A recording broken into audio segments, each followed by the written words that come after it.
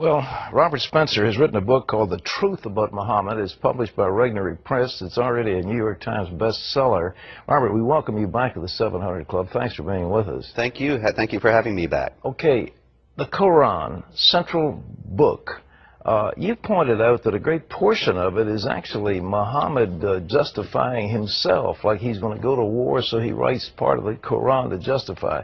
He wants to take his daughter-in-law as a wife, so he writes something to justify it. His little girl, Aisha, 9-year-old bride, is accused of adultery, so he does something to justify that.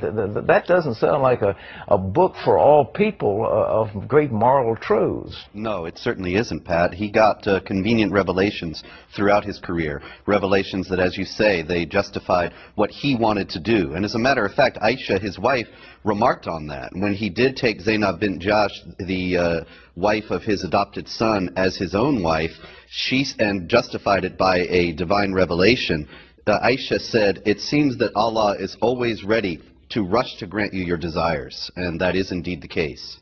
Is this Quran actually a fraud? He borrowed extensively, what, from Jewish, Christian, Zoroastrian stories?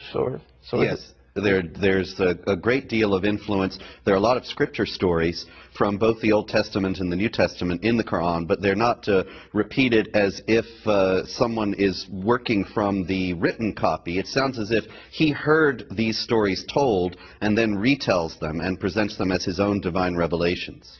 Are you willing to say on this program that this essentially was fraudulent, that these revelations that you said in one place they come from Satan? I mean, what is the source? Was he just deluded or what?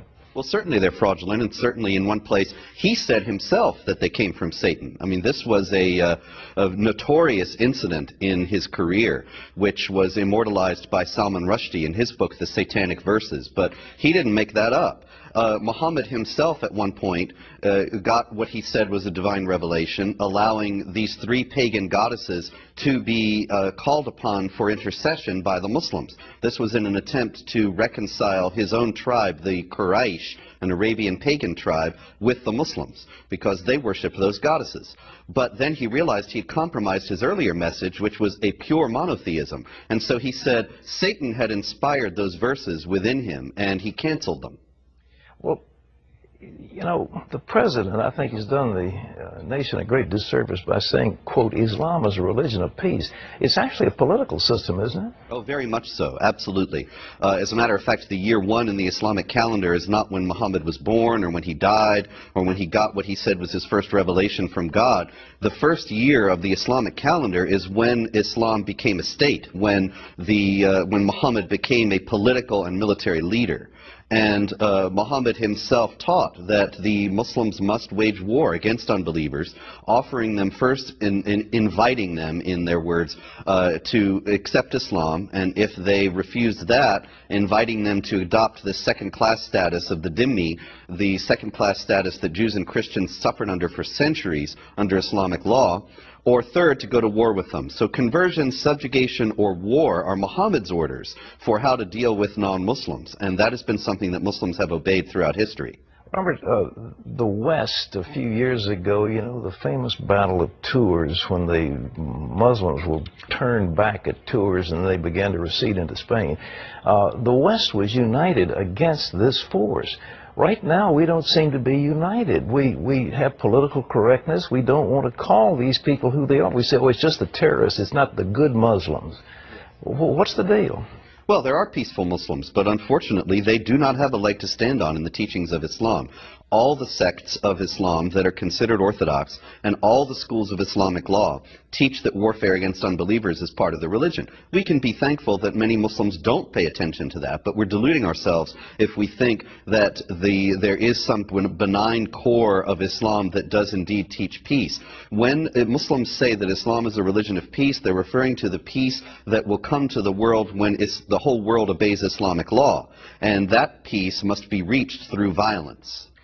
What are we going to do? We seem to, because we're failing in our Christian beliefs, we don't seem to have a core set of values that can stand up against this militant faith or militant system. What are we going to do to counter it?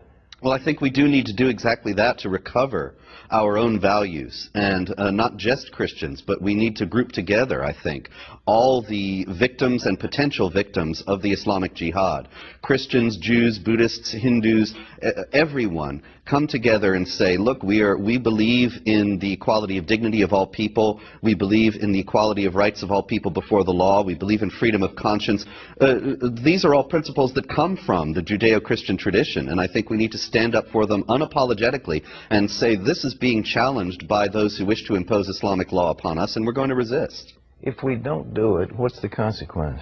Then they will succeed, because it's not just a military struggle, it's a cultural struggle, and as you have pointed out, we are not united, and we are in danger of losing because we don't have the will to stand up to this. And then an Islamic law will be imposed, which is a very real possibility in Europe in the near future in some countries. Islamic law will be imposed that denies equality of rights of all people before the law, and will subjugate Christians and others under Islamic law as inferior citizens who do not have equality with the Muslims. And will subjugate women, obviously. Absolutely. Robert Spencer, thank you.